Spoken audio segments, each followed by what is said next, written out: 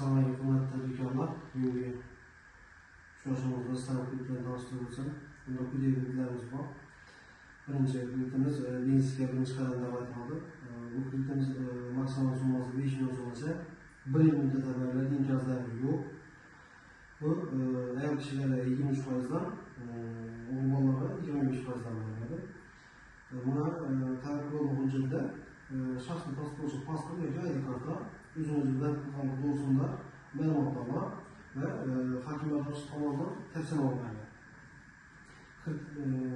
Kredit ta'minoti sug'urta polisi bo'ladi. Bu 1 yil muddatda ajratiladi.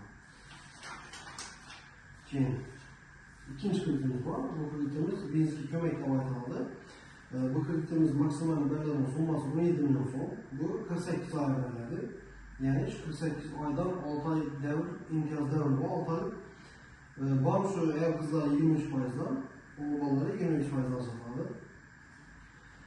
Bunda tabi kullanma hüccetler, şahs transportçu pasport yoki ID kartı, özünüz bank to'g'risida ma'lumotnoma, bunda hakimlardan tomonidan faoliyati bo'yicha tavsiyalar beriladi. Shu tavsiyalar orqali chiqariladi. Bunda kredit ta'minoti sug'urta polisi yoki uchinchi shaxs kafilligi oladi.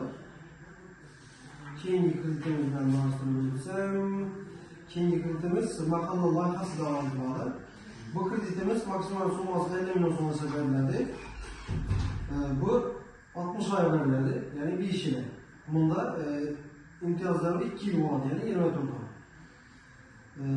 Bunda şu ayol qizlari 23%dan, o'g'il bolalar 25%dan ajratiladi.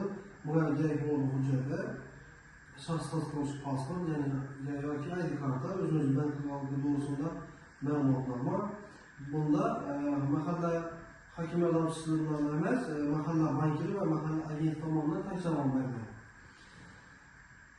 Keyin kredit ta'minoti sifatida uchinchi shaxs kafilligi yoki sug'urta polis olinadi.